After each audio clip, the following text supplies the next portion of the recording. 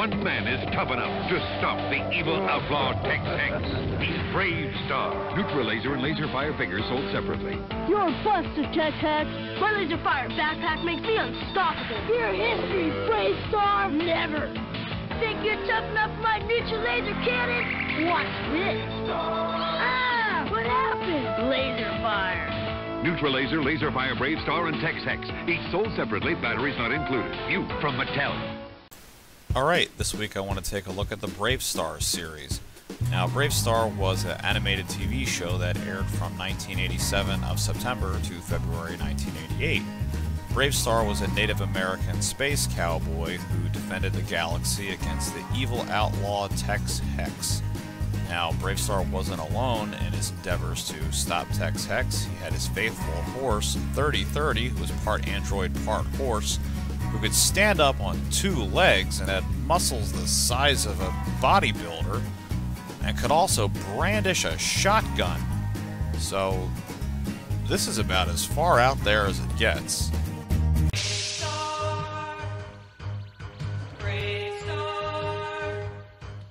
In a distant time and faraway place, the planet of New Texas floats deep in space. Sky of three suns, land of precious ore.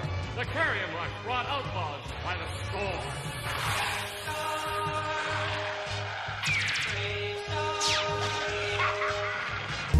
The cartoon was very popular and even spawned its own comic book series by an independent publisher by the name of Blackthorn Comics and ran for one season in 1987. Just like anything popular in the 80s, Bravestarr soon got its own video game, made specifically for the ZX Spectrum, or ZX as known in Europe. The game was pretty bad and didn't resemble anything about the show, and sales flopped horribly. Alright, now let's take a look at some of the figures here. As you can see, I have all of the main cast of the Bravestarr series except for Thrity-Thirty. He's almost impossible to get a hold of. They're rather big figures, as you can see, produced by Filmation in the late 1980s. So here we have our main protagonist, Bravestarr, and you can see he has the star logo on his 10-gallon cowboy hat there. And it's pretty well designed, I think. I like how big they are as action figures. They stand really well, and the moldings are really nice. They have a switch on the back that activates a action feature, and you can see he has his cowboy boots on and his vest for deflecting laser fire and things like that.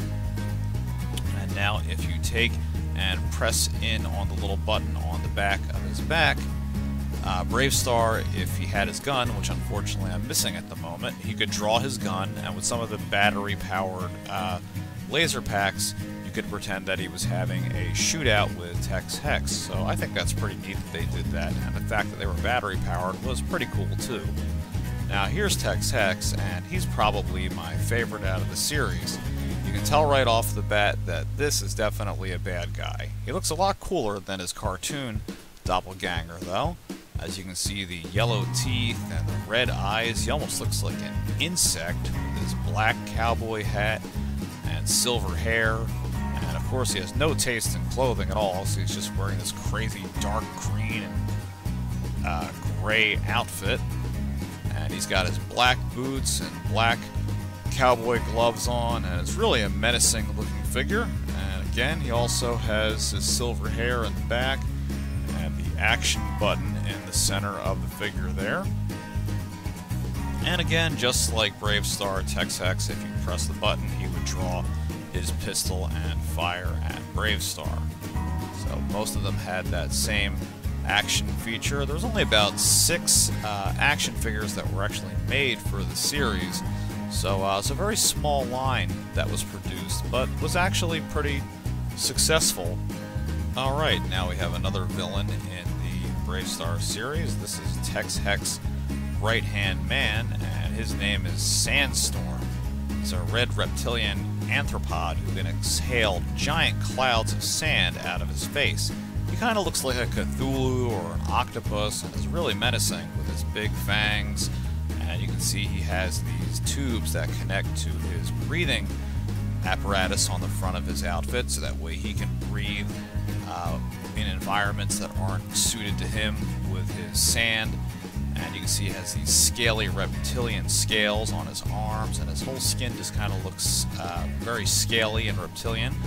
And he's definitely a menacing looking figure. And he has a really neat action feature because on the back, instead of being able to quick draw or something like that, he would have a little backpack you'd put on the back of him, and there's a button you'd push in, and when you press that button, he would squirt water out of his mouth because there was no way to really have him squirt sand, but kind of achieve the same effect as his character in the cartoon series.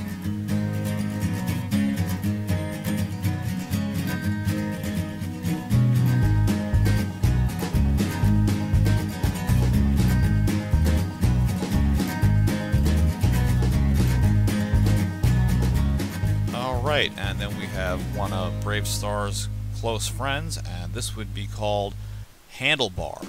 Now, he's a very big, hulking, green-skinned bartender and former space pirate from the Rigel star system. But he's since changed his ways and is a bartender in New Texas. Now, I like the fact that he has the old-timey handlebar mustache and the funny hair and green skin. He almost looks like a frog. He's kind of strange looking. He has his purple suspenders and blue pants and purple boots. And as you can see here, he also doesn't have a push button in the back. So his action feature is a little bit different. And his action feature is actually a switch on the side of his arm.